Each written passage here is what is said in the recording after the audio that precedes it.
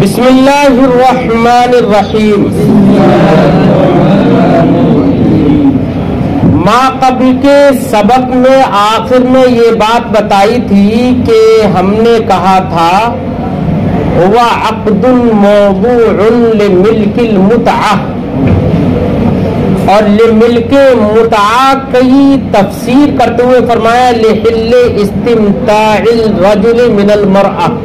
یہ تو کہا تھا نا، یعنی نکاح ایسا عقد ہے جس کی وضع ہی اس لیے ہوئی ہے تاکہ مرد عورت سے اور عورت مرد سے استمتاع، دونوں کا ایک دوسرے سے استمتاع کرنا حلال ہو جائے. تو حلت کے لیے ہی وضع ہوئی ہے. تو جب بھی نکاح صحیح ہوگا حلت استمتاع، بات سمجھ میں آ گئی. ساتھ ہی ساتھ ماقبل میں یہ بھی بتایا کہ نکاح جو ہے، عقد نکاح جو ہے وہ تو موضوع حلت کے لیے، لفظ بیع یا لفظ ہبہ وغیرہ یہ حلت کے لیے موضوع نہیں ہے. کیا نہیں ہے؟ موضوع نہیں ہے، وضع نہیں کیے گئے. تو جو موضوع ہے وہ تو مستلزم حلت ہوگا، جہاں پر بھی پایا جائے گا حلت فوراً ہوگی. اور جو موضوع نہیں ہے تو وہاں پر نکاح کا ثبوت ضمناً تو ہو جائے گا، لیکن ہر جگہ پر جہاں جہاں پر وہ پایا جائے وہاں پر حلت پایا جائے یہ کوئی ضروری نہیں ہے. یہی وجہ ہے لفظ ہبہ، لفظ بیع وغیرہ یہ جو کہ عقد کے لیے موضوع نہیں ہے، حلت کے لیے موضوع نہیں ہے. یہی وجہ ہے کہ بیع، ہبہ یا اسی جیسے دوسرے الفاظ، ان کے ذریعے سے ملکیت کا ثبوت تو ہوتا ہے. جانوروں میں بھی ہو جائے گا، غلام میں ہو جائے گا ملکیت کا ثبوت، لیکن حلت وہاں پر بالکل نہیں ہے نا. ہبہ کے ذریعے سے نکاح بھی ہو جائے گا، لیکن وہاں پر حلت ہو جائے گی، ضمناً ہوگی. کیوں؟ اس لیے کہ جب پورے کی جب مالک ہو گیا، پورے کا اگر مالک ہو جاتا ہے تو جس کا بھی مالک ہو جائے گا. تو اب ہبہ بول کر اگر کوئی نکاح مراد لے رہا ہے تو نکاح ہو جائے گا. تو نکاح تو موضوع ہے حلت کے لیے، لیکن بیع یا ہبہ یا ایسے الفاظ یہ حلت کے لیے موضوع نہیں ہے. یہی وجہ ہے کہ بیع وغیرہ تو وہاں پر بھی ہو جاتی ہے جہاں حلت نہیں ہوتی ہے، نکاح وہاں پر نہیں ہو سکتا جہاں پر حلت نہیں ہوتی ہے. آج کے سبق میں فرماتے ہوا ینعقد بایجاب و قبول، نکاح کون سے لفظوں سے منعقد ہوگا اس کے بارے میں صاحب کتاب آج کے اس سبق میں ذکر کر رہے ہیں. تو صاحب کتاب کی بات سننے سے پہلے میری بات سنیے. انعقاد نکاح کے لیے دو باتیں ضروری ہیں، ایک بات ایجاب اور دوسری بات قبول. یہ انعقاد نکاح کی حقیقت میں داخل ہے، ایجاب اور قبول. اگر ایجاب و قبول نہ ہوا تو ایسی صورت میں عقد ہی نہیں ہوگا، کیونکہ شے کی حقیقت کا یا شے کے ذاتیات وہ ہوتے ہیں جس سے اس شے کا وجود ہوتا ہے، اور یہ ایجاب و قبول عقد نکاح کی حقیقت میں داخل ہے تو یہ اس کے ذاتیات ہیں. تو ان کے بغیر تو نکاح متصور ہی نہیں ہوگا. تو ایجاب و قبول ہی سے نکاح منعقد ہوگا. یاد رکھیے، اگر ایجاب و قبول نہ ہو تو ایجاب کہتے ہیں عاقدین میں سے جس کی بھی کوئی بات نکاح سے متعلق کہ میں نے نکاح کیا یا میں نے قبول کیا، جو پہلے کہے وہ ایجاب ہے اور جو بعد میں کہے وہ قبول ہے. ٹھیک ہے نا؟ تو ایجاب و قبول سے نکاح منعقد ہوتا ہے. ٹھیک. اب ایجاب و قبول کے الفاظ کیا ہیں؟ تو یاد رکھیے ایجاب و قبول کے الفاظ میں ایک بات ضروری ہے، یا تو دونوں ماضی ہو یا دونوں میں سے کوئی ایک ماضی ہو اور ایک मुस्तकबिल हो, क्या हो, मुस्तकबिल में भी अम्र हो, क्या हो, तो दोनों में से एक, या तो दोनों माजी के सेगे हो या दोनों में से एक माजी हो और एक मुस्तकबिल हो, तो ईजाब व कबूल मान लिया जाएगा, माना जाएगा और निकाह मुनाकिद हो जाएगा। अगर दोनों सेगे मुस्तकबिल ही के हैं तो उससे इनइकाद निकाह नहीं होगा। बस में ये साहिब किताब की बात है। एक बात यहां पर ये समझ लीजिए बेटा, अगर किसी ने माजी का सेगा इस्तेमाल किया तो माजी के सेगे, मसलन मैंने कहा ज़रब, तो मैंने मारा, तो यहां पर मेरा मारना यानी ज़र्ब का इहदासे ज़र्ब, इंशाए ज़र्ब हो रहा है या इखबार ज़र्ब हो रहा है। यहां पर दो बातें अलग अलग है, एक है इंशा, एक है इखबार। मैं अगर कहूं अभी मैं मार रहा हूं आपको, हाथ चला के अभी मैंने मारा, अभी मैं मार रहा हूं, तो ये मारना ये इंशाए ज़र्ब है। और मैंने कह दिया मैंने मारा, तो वो ज़माने गुज़श्ता में जो ज़र्ब का वक़ू हुआ है उसकी खबर देना है सिर्फ। तो इखबार और है, इंशा और है। चाहे निकाह हो चाहे तलाक हो, दोनों में इंशाए फेल चाहिए। भाई जिसका वजूद पहले नहीं था उसको वजूद देना है ना, और वजूद देना ये इंशा होगा या इखबार? इंशा होगा ना। और साहिब किताब कहते हैं कि उन दोनों का इजाब व कबूल का लफ्ज माजी का हो, दोनों का माजी हो, या एक का माजी हो और एक का मुस्तकबिल हो। बेटा अगर माजी होगा तो उसमें तो माजी का अगर सेगा होगा तो उसमें तो खबर दी जाएगी, इंशा कहां पाई जाएगी? और निकाह का इनेकाद तो इंशा से होता है। क्या होता है? निकाह का इनेकाद इंशा से होता है। तो फिर इसका क्या जवाब देंगे? इसका जवाब ये होगा, अगरचे लफ्ज के एतबार से वो दोनों अल्फाज जो वो इस्तेमाल करेंगे वो माजी के होंगे, तो माजी होने के एतबार से लुगतन तो अगरचे इखबार है वो, लेकिन शरीयत ने उनको इंशा माना है। यानी ये मुमकिन है कि एक लफ्ज लुगतन इखबार की कबील से हो और शरअन इंशा की कबील से हो। तो शरीयत उसी इखबार के लफ्जों को इंशा मानती है। तो यहां पर एतबार इंशा का इंशाए शरई का है, ना कि इंशाए लुगवी का। इंशाए लुगवी तो वही होती है जहां पर अम्र हो, नहीं हो, वगैरह वगैरह, जो अक़साम अशरा सुन पढ़े हैं आपने इंशा के, वो है। लेकिन शरअन इंशा इखबार में भी होती है, ठीक है। लिहाजा अगर किसी शख्स ने कहा ज़व्विजनी नफ्स की, तू अपने आप का निकाह मुझसे कर दे, यार ज़व्विजनी फुलानतन, फुला का निकाह मुझसे कर दे, ये तो मुस्तकबिल है ना। अरे अम्र है तो मुस्तकबिल है, ठीक है।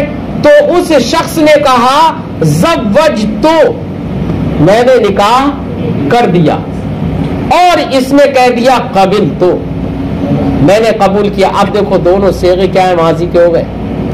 क्या हो गए? माजी के हो गए ना। तो अब ऐसी सूरत में इनेकाद निकाह हो जाएगा। क्यों?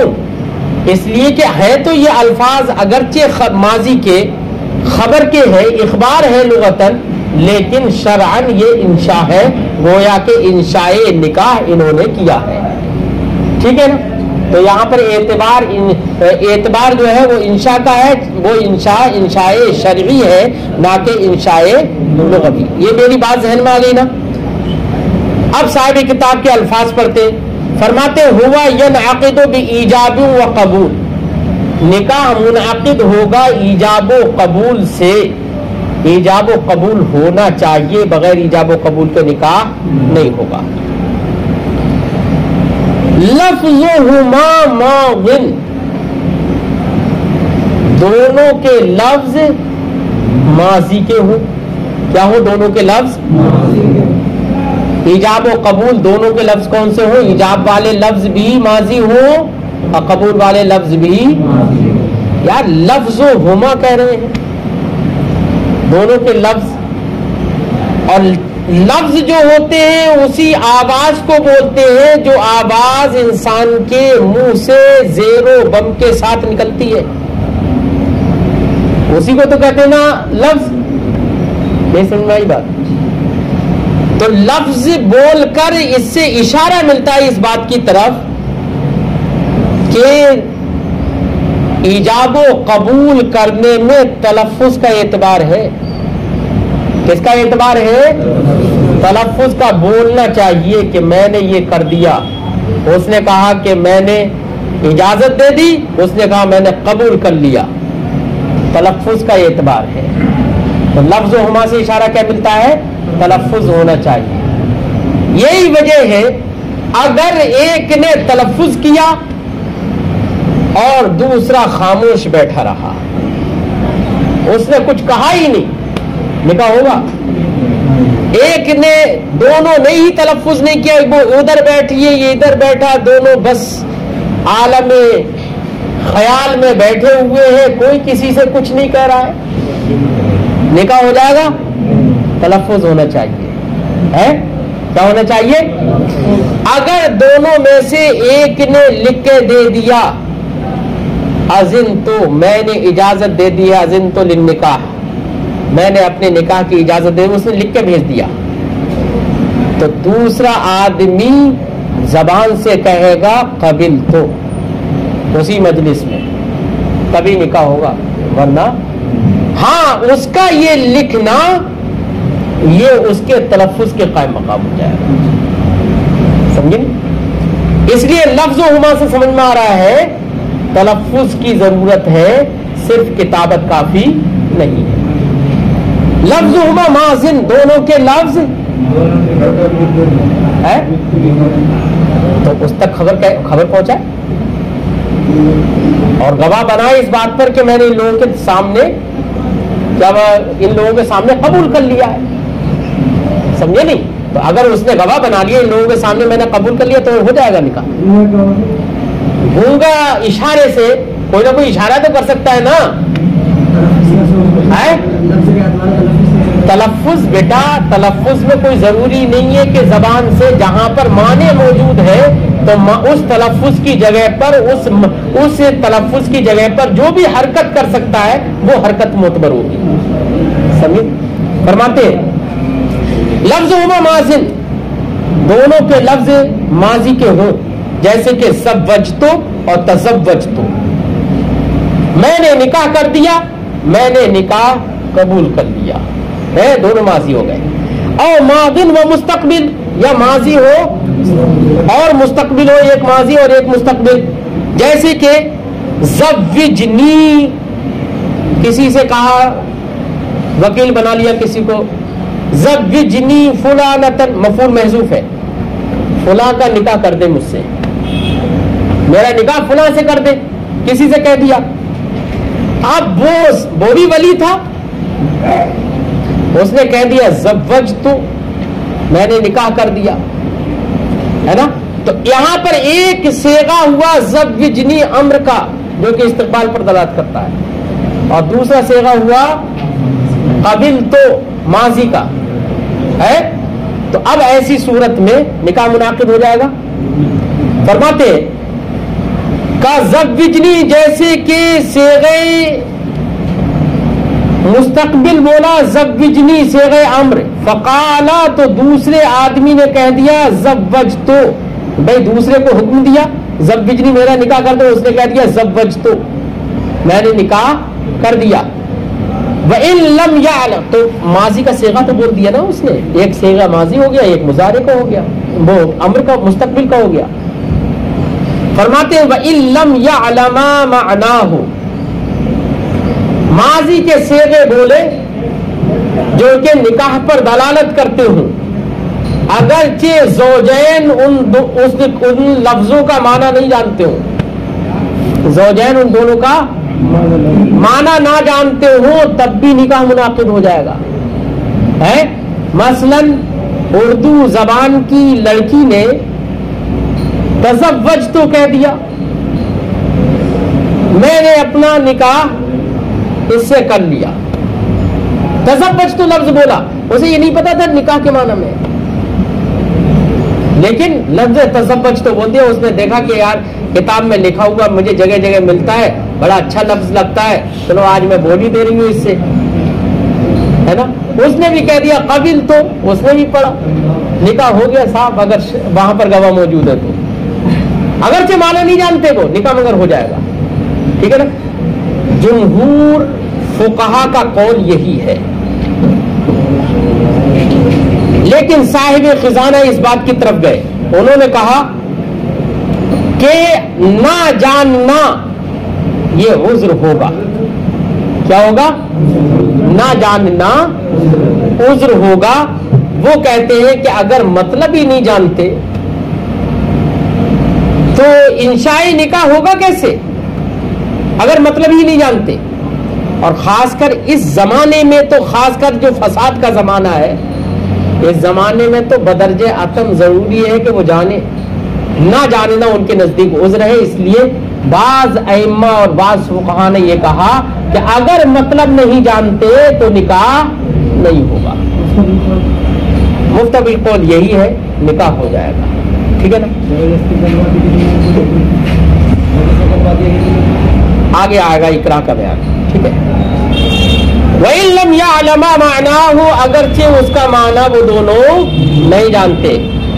الانعقاد، اب بتاؤ انعقاد نکاح ہوا تو انعقاد سمجھ میں آیا نا. تو اب انعقاد کا مطلب بتا دے رہے ہیں. الانعقاد هو الارتباط الشرعی المذکور. انعقاد نکاح وہ ارتباط شرعی ہے جس کا ذکر ماقبل میں ہو گیا ہے.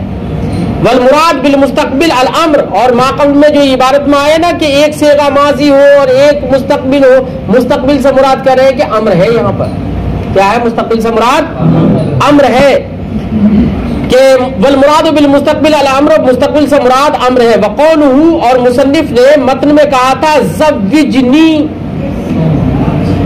میرا نکاح کر دے. یہ تو کہا نا. اب کس سے کر دے؟ مفعول کا ذکر تو نہیں کیا نا، تو کہہ رہے ہیں کہ مفعول محذوف ہے. وہاں کیا ہے بھیا؟ جب کسی سے ہم کہیں گے میرا نکاح کر دے تو کوئی مفعول ہوگی تبھی تو کہیں گے ہم کہ اس سے میرا نکاح کر دے، یا ہے ہی نہیں تب بھی نکاح کر دے. مثال کے طور پر جہاں پر نکاح کرنا متصور ہو کہ فلاں سے نکاح ہو سکتا ہے، تبھی تو آدمی کہے گا زوجنی. ایک قید میں پڑا ہوا ہے، دوسرا بھی قید میں پڑا ہوا ہے، جیل میں ہے، 10 سال کی جیل کاٹ رہے، اور وہاں پر کہہ رہا ہے ایک دوسرے سے میرا نکاح کر دے. وہاں پر کون آئے گی جس سے نکاح کرے؟ یعنی مفعول چاہیے نا. تو فرماتے ہیں کہ مصنف کا قول زوجنی حذف مفعول، اس کا مفعول محذوف کر دیا گیا ہے. مفعول ہے، بات سمجھ آئی؟ جیسے اصل عبارت ہوگی زوجنی بنتکی، تو اپنی بیٹی کا نکاح مجھ سے کر دے. او نفس کی، کسی عورت سے ہی کہہ دے کہ تو اپنے آپ کا نکاح مجھ سے کر دے. ٹھیک ہے. تو مفعول محذوف ہے یہاں. وعلم، اب وعلم سے ایک خاص بات بتانا چاہ رہے ہیں، دھیان دینا لفظ پر. زوجنی، بیٹا ہم کسی اور سے کہیں گے زوجنی بنتکی، تو اپنی بیٹی کا نکاح مجھ سے کر دے. تو عاقدین کون ہوں گے یہاں پر؟ یار ایجاب و قبول کرنے والے عاقدین کہلائیں گے نا. اور جس سے کہہ رہے ہیں کہ تو نکاح کر دے وہ تو وکیل ہوگا نا. وہ کون ہوگا؟ وکیل ہوگا. یہی تو ہے نا. اب اس کا مطلب زوجنی سے وکیل کا مفہوم سمجھ میں آیا، تو وکیل کے بارے میں تھوڑی سی گفتگو کر دیتے ہیں. فرماتے وعلم، آپ جان لیجئے، ان قولہ زوجنی لیس فی الحقیقت ایجابا. بیٹا آپ نے کہا زوجنی بنتکی، تم اپنی بیٹی کا نکاح مجھ سے کر دو. اس نے کہا زوجتو، میں نے نکاح کر دیا. تو کیا دونوں ایجاب و قبول ہو گئی ہے؟ نکاح کے لیے ایجاب و قبول چاہیے، تو کیا زوجنی کو ایجاب مانا جائے گا اور زوجتو کو کیا قبول مانا جائے گا؟ اگر ہے تب تو نکاح ہو جانا چاہیے، لیکن صاحب کتاب فرماتے زوجنی کہنا یہ ایجاب نہیں ہے حقیقت میں، یہ حقیقت میں ایجاب، جب حقیقت میں ایجاب نہیں ہے تو کیا چاہیے؟ بھئی ایجاب تو اس لیے نہیں ہے کیونکہ یہ تو دوسرے کو وکیل ہی تو بنا رہا ہے نا، اس کو وکیل بنا رہا ہے کہ تم میرے نکاح کا وکیل بن جائے، اس سے نکاح میرا کرا دے۔ فرماتے وعلم، آپ جان لیجیے، انا قولہ زوجنی لیس فی الحقیقت ایجابا، زوجنی یہ حقیقت میں ایجاب نہیں ہے، بل ہوا توکیل، جس سے ہم کہہ رہے ہیں، جس کو خطاب کر رہے ہیں اس کو وکیل بنانا ہے، یہ تو صرف۔ ثم قولہ، پھر دوسرے کا جس سے ہم نے کہا زوجنی، پھر اس دوسرے آدمی کا یہ کہنا زوجتو، میں نے نکاح کر دیا، ایجاب و قبول، یہ ایجاب بھی ہے اور قبول بھی ہے۔ بیٹا جس کی بیٹی ہے وہ اپنی بیٹی کا کیا کون ہے؟ ولی ہے۔ بیٹی کا کون ہے؟ ولی ہے۔ تو بیٹی کا ولی ہے تو اس کی جانب سے یہ قبول بھی ہو گیا، اور اس نے اس کو اپنا وکیل بنایا نکاح کرنے کا، اس کی جان، اور اس نے زوجتو کہا تو یہی زوجتو ایجاب بھی ہو گیا اس کی جانب سے اور اس کی جانب سے۔ اب مسئلہ یہ ہے کہ ایک ہی آدمی کی ایک ہی لفظ، ایک ہی آدمی کا ایک ہی لفظ ایجاب بھی اور ایک ہی لفظ قبول بھی، یہ کیسے ہو سکتا ہے؟ یہ کیسے ہو سکتا ہے؟ تو بیٹا لفظ تو ایک ہی بول رہا ہے، زوجتو میں نے بول دیا، یہ ایجاب ہے، یہ قبول ہے، لیکن یاد رکھنا عقد نکاح اور ہے، عقد بیع اور ہے، دونوں میں فرق ہوتا ہے۔ عقد نکاح میں سارے معاملات زوج اور زوجہ کی جانب راجع ہوتے ہیں، اس میں عقد نکاح میں سارے معاملات زوج اور زوجہ کی جانب راجع ہوتے ہیں، عقد کرنے والا کوئی بھی صحیح، وہ تو صرف اور صرف سفیر محض ہوتا ہے۔ کون ہوتا ہے وہ؟ بس دونوں کے بیچ میں صرف ایک واسطہ ہوتا ہے، اس کے علاوہ کچھ نہیں۔ اب اگر یہ لفظ، یہ آدمی جس کو سفیر بنا لیا گیا ہے، یہ آدمی کہتا ہے میں نے نکاح کر دیا، تو اس آدمی جو زوج ہے اس کی بات بھی مانی جائے گی، اس کی بات، اور جو زوجہ ہے اس کی بات بھی اسی کی بات مانی جائے گی۔ یہ در حقیقت اس کا قول اس کی جانب بھی راجع ہوگا، زوج کی جانب، اور زوجہ کی جانب بھی راجع ہوگا۔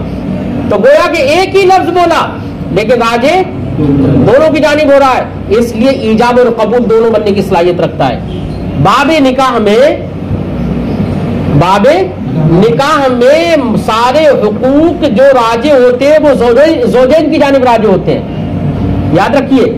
اس لیے ایک ہی بات دونوں کی طرف راجع ہو کر ایجاب بھی بن جائے گی، قبول بھی بن جائے گی۔ اس کے برخلاف باب بیع کے اندر حقوق راجع ہوتے ہیں اس عاقد کی جانب جو عقد کرتا ہے، چاہے وہ اصل ہو چاہے وکیل ہو۔ باب بیع میں حقوق راجع ہوتے ہیں کس کی جانب؟ عاقد کی جانب، باب بیع میں، ٹھیک ہے نا؟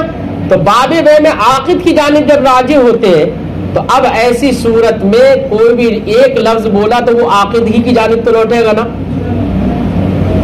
اب وہ عاقد اگر اصل ہے تو اس کی جانب، وکیل ہے تو وکیل کی جانب، جو دوسرا ہے اگر وہ بائع بن جائے تو بائع ہی تو بنے گا، صرف مشتری نہیں بن سکتا۔ اس لیے ایک لفظ وہاں پر بائع اور مشتری دونوں کی جانب سے نہیں ہو سکتا ہے، کیونکہ وہاں پر حقوق راجع ہوتے ہیں کس کی جانب؟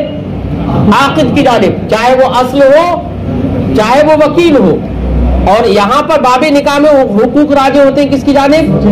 زوجین کی جانب۔ تو ایک ہی لفظ دونوں کی طرف سے ہو سکتا ہے، سمجھے نہیں؟ اس لیے زوج تو اگر کہہ دیا تو ایجاب و قبول دونوں ہو جائے گا۔ بات سمجھ میں آ گئی؟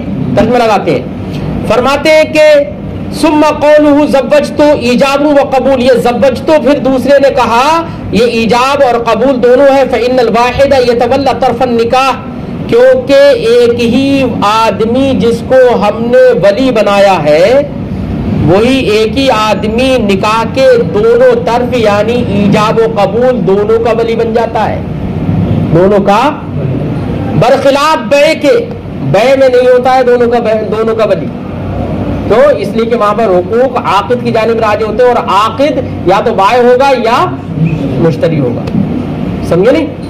فرماتے ہیں برخلاف بے کے فإنه إذا قال، کیونکہ بے کے اندر اگر کسی شخص نے کہا، مشتری نے کہا بِعْنِي هَذَا الشَّيْءَ، یہ چیز میرے ہاتھ بیچ دو، فقال، تو بائع نے کہا بِعْتُ، میں نے بیچ دی، لا ينعقد البيع، بیع ابھی منعقد نہیں ہوگی، کیونکہ یہاں پر بِعْتُ کہنا یہ ایجاب و قبول دونوں نہیں ہوں گے، اسے پہلے تو یہ کہا بِعْنِي بیچ دو، پہلے تو آرڈر کیا ہے، پہلے تو حکم دیا ہے نا، تو وہ تو ایجاب نہیں ہوگا نا، ہاں پھر اس نے کہا بِعْتُ، میں نے بیچ دیا، یہ بِعْتُ کیا ہے؟ ایجاب ہے، اب بعد میں اسے کہنا پڑے گا قبلتُ یا اشتریتُ، یہ کہنا پڑے گا، اشتریتُ کہنا پڑے گا، تب ہوگا ایجاب و قبول۔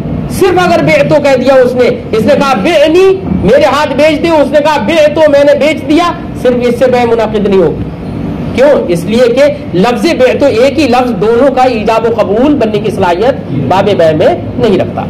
فرماتے اذا قال بِعْنِي هذا الشيء فقال بِعْتُ لا ينعقد البيع، تو بیع منعقد نہیں ہوگی، الا ان يقول الاخر، مگر یہ کہ مشتری یہ کہے اشتریت، میں نے خرید لیا، ٹھیک ہے، فإن الواحد لا يتولى طرفي البيع، کیونکہ باب بیع کے اندر ایک آدمی بیع کے دونوں طرف ایجاب و قبول دونوں کا ولی نہیں ہوتا، وذالک، یہ فرق بیع اور نکاح میں ہوا نا، یہ فرق کیوں ہوا؟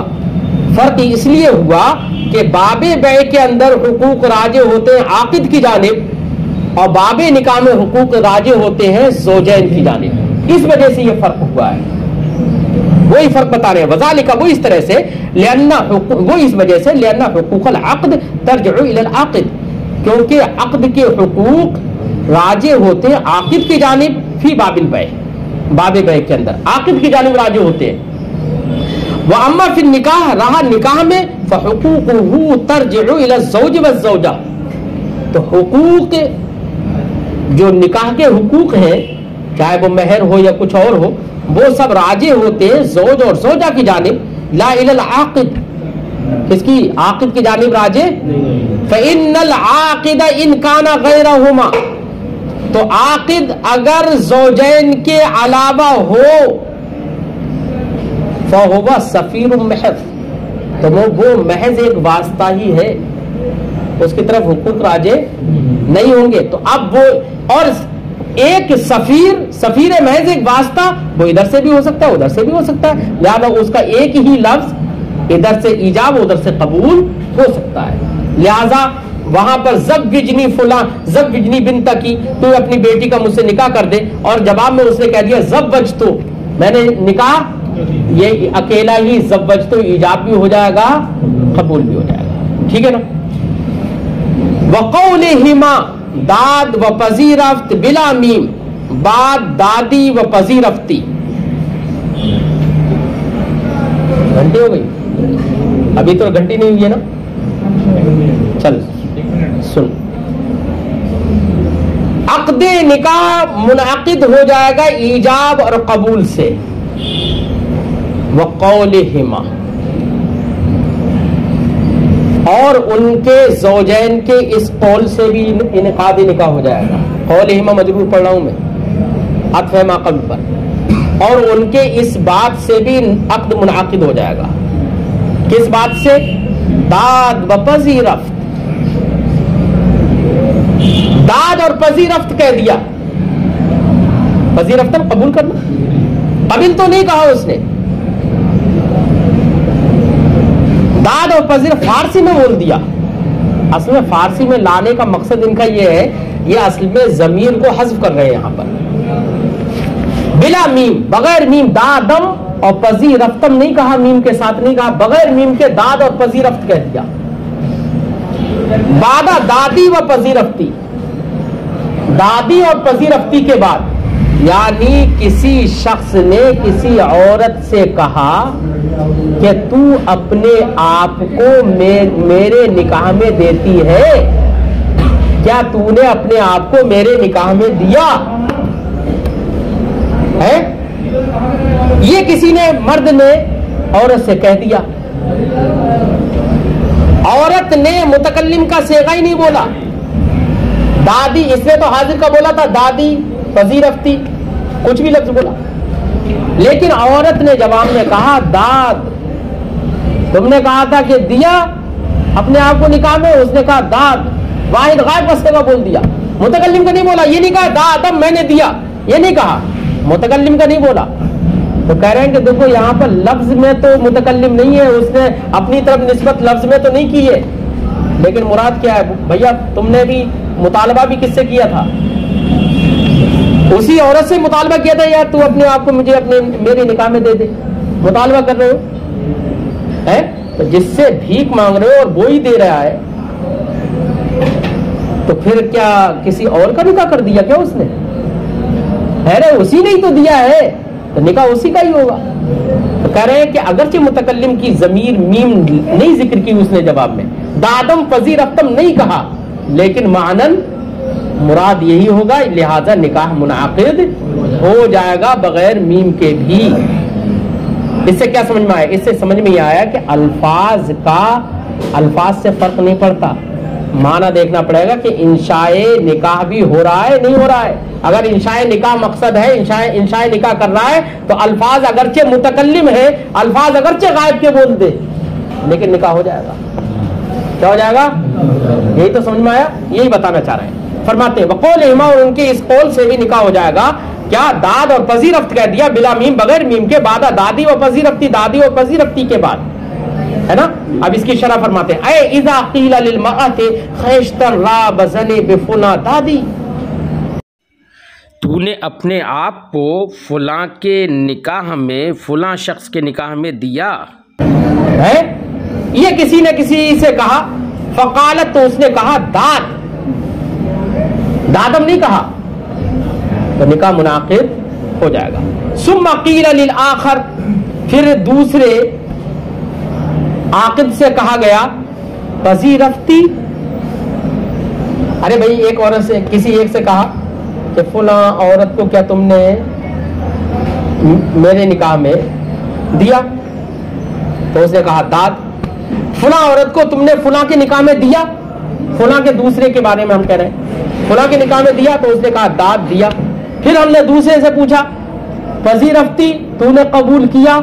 تو وہ کہہ رہا ہے پذیرفتم نہیں کہا اس نے. اب اس نے کیا کہا؟ پذیرفت بول دیا، غائب کا صیغہ. کہہ رہے نکاح منعقد ہو جائے گا.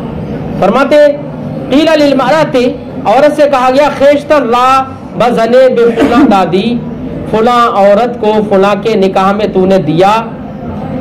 فقالت، تو اس نے کہا داد دیا. ثم قیل للآخر، پھر دوسرے متعاقد سے کہا گیا پذیرفتی، تو نے قبول کیا. فقال پذیرفت، اس نے کہا قبول کیا، غائب کا صیغہ بول کر، بحذف المیم، میم کو حذف کر کے. کہہ رہے یصح النکاح، نکاح صحیح ہو جائے گا.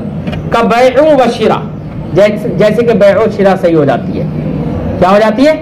بیع و شراء. اے اذا قیل للبائع، جب بائع سے کہا گیا فروختی، تو نے بیچا، تو نے بیچا.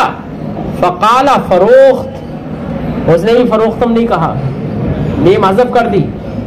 تو کیا کہا اس نے؟ فروخت، بیچ دیا. ٹھیک ہے. ثم قیل للمشتری، پھر مشتری سے کہا گیا خریدی، تو نے خریدا. فقال خرید، تو اس نے بھی کیا کہا؟ میں نے خرید لیا، ہے نا. تو اب کہہ رہے ہیں کہ یصح البیع، بیع صحیح ہو گئی. میم اگرچہ استعمال نہیں کی انہوں نے، غائب کا صیغہ استعمال کر لیا، میم کو حذف کر دیا، تب بھی بیع، کیونکہ مقصد کیا ہے؟ انشاء بیع. کیا ہے مقصد؟ لا بقولہما، ان لفظوں سے تو نکاح منعقد ہو جائے گا، لیکن شوہر اور بیوی نے گواہوں کی موجودگی میں ایک لفظ بول دیا. دیکھو میں نے کیا کہا تھا کہ انشاء نکاح مقصد ہونا چاہیے، لفظ بدل جائیں فرق نہیں. ماضی، دونوں میں سے کسی کوئی ایک ماضی ہو اور جس سے مقصود ہو انشائے نکاح، انشائے فعل مقصود ہو تو نکاح منعقد ہو جائے گا. میں نے یہی تو کہا تھا. اب اگر کسی ایک عورت نے ایک اور مرد نے دونوں نے تمام کی گواہوں کی موجودگی میں انشائے فعل کیا، ایسا صیغہ بولا ہی نہیں جو ماضی کا ہو یا جس سے انشائے فعل ہو رہا ہو، ایسا صیغہ ہی نہیں بولا. بلکہ کیا بولا انہوں نے؟ ماضی کا صیغہ بولا ہی نہیں. انہوں نے یہ بولا، دیکھو انہوں نے کہا گواہوں کی موجودگی میں کہ ہم دونوں میاں بیوی ہیں. کیا کہا انہوں نے؟ ہم دونوں میاں بیوی ہیں، شوہر بیوی ہیں. گواہوں کی موجودگی میں کہہ دیا. تو کہہ رہے اس کے یہ بول دینے سے نکاح منعقد، کیونکہ دونوں میں سے کوئی کسی کا بھی قول ماضی کی قبیل سے ہے ہی نہیں اور انشائے فعل یہاں پر ہے ہی نہیں. ٹھیک ہے نا؟ اسی لیے صاحب کتاب فرماتے ہیں لا بقولہما، زوجین کے یہ کہنے سے، زوجین کے گواہوں کی موجودگی میں یہ کہنے سے نکاح منعقد نہیں ہوگا. کیا کہنے سے؟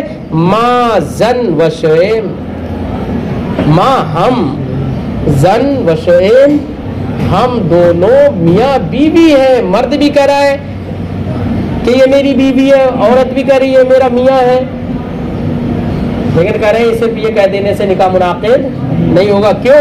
اس لیے کہ صیغہ ماضی بھی نہیں ہوا، انشاء فعل بھی نہیں. شرعاً انشاء ہونا چاہیے.